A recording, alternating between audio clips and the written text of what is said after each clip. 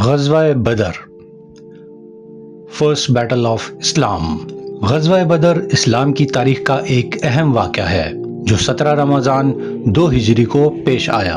یہ معرکہ حق و باطل کے درمیان پہلی بڑی جنگ تھی جس میں مسلمانوں نے اپنی ایمان کی طاقت اور اللہ کی مدد سے کامیابی حاصل کی۔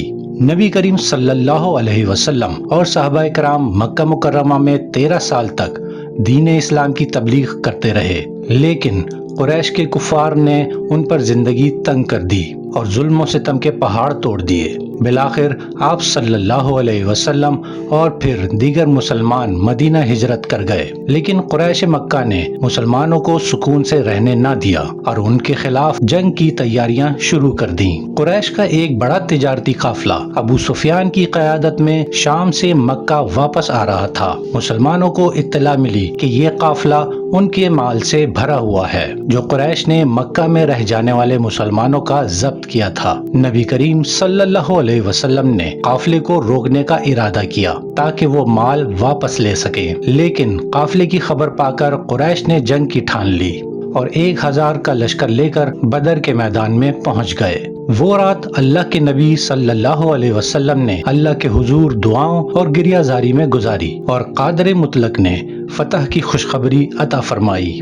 مسلمانوں کو پڑاؤ کی جگہ پانی کی کمی اور نرم ریت کے مسائل کا سامنا تھا جو گھوڑوں کے لیے نقصان دہ ثابت ہو سکتی تھی، لیکن اللہ تعالیٰ نے اپنی رحمت سے بارش نازل کی جس نے مسلمانوں کے دونوں مسائل حل کر دیے۔ ریت جم گئی اور قریش کے لشکر کی جگہ جہاں زمین چکنی مٹی پر مشتمل تھی وہاں کیچڑ پیدا ہو گئی۔ 17 رمضان المبارک کو دونوں فوجوں کا آمنا سامنا ہوا۔ عرب کے دستور کے مطابق پہلے انفرادی مقابلے یعنی مبارزت ہوئے جہاں مسلمانوں نے کفار کے نمایاں جنگجوؤں کو شکست دی، پھر باقاعدہ جنگ شروع ہوئی۔ ان لڑائیوں کے دوران قریش کے 70 آدمی قتل ہوئے جن میں سے 36 حضرت علی کرم اللہ وجہہ کے ہاتھوں مارے گئے۔ اللہ تعالیٰ نے مسلمانوں کو ہمت بخشی اور ان کی مدد کے لیے فرشتے بھیجے جنہوں نے کفار کے دلوں میں خوف پیدا کیا۔ غزوہ بدر وہ معرکہ ہے جس میں مسلمانوں کی فتح ان کی تعداد یا طاقت کی وجہ سے نہیں بلکہ اللہ کی مدد کی وجہ سے ممکن ہوئی۔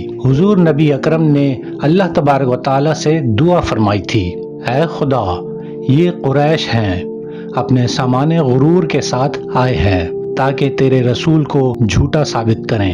اے اللہ، اب تیری وہ مدد آ جائے جس کا تو نے مجھ سے وعدہ فرمایا۔ اے اللہ، اگر آج یہ مٹھی بھر جماعت ہلاک ہو گئی تو پھر روئے زمین پر تیری عبادت کہیں نہیں ہوگی۔ اس کے جواب میں اللہ تعالیٰ نے فتح کی بشارت دی اور 1000 فرشتوں سے امداد فرمائی۔ سورہ الانفال میں غزوہ بدر کی تفصیل موجود ہے۔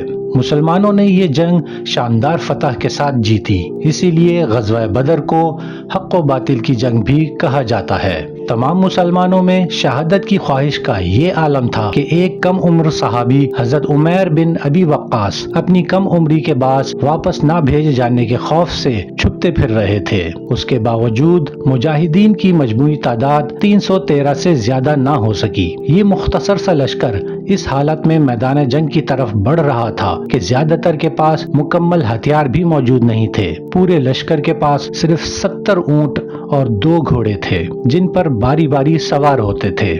بدر کے مقام پر پہنچ کر ایک چشمے کے قریب یہ چھوٹا سا لشکر خیمہ زن ہوا۔ ان کے مقابلے میں دشمن کا لشکر 3 گنا زیادہ یعنی 1000 قریشی نوجوان پر مشتمل تھا جن میں سے اکثر مکمل آہنی لباس میں ملبوس تھے۔ وہ اپنی طاقت کے نشے میں یہ سمجھ رہے تھے کہ صبح ہوتے ہی ان مٹھی بھر بھوکے پیاسے لوگوں کا خاتمہ کر دیں گے، لیکن اللہ کی قدرت کو کچھ اور ہی منظور تھا۔ یہ فتح مسلمانوں کے لیے حوصلہ اور اعتماد کا ذریعہ بنی اور اسلام کے پھیلاؤ کی بنیاد بنی۔ غزوہ بدر ہمیں سکھاتی ہے کہ اگر ہمارا مقصد حق اور انصاف ہو تو اللہ کی مدد حاصل ہوتی ہے اور وسائل کی کمی اس کے آگے بے معنی ہو جاتی ہے۔ یہ غزوہ اسلام کی ابتدائی دنوں کی قربانیوں اور جد و جہد ہے جو آج بھی مسلمانوں کے دلوں میں جوش اور ولولہ پیدا کرتی ہے۔ یقیناً ایمان، صبر اور اتحاد کامیابی کی کنجی ہیں۔ مقابلے میں شمولیت کے لیے ابھی بیل آئیکن کو دبائیے، چینل کو لائک اور سبسکرائب کیجیے اور بزم تجلی کی رونق بڑھائیے۔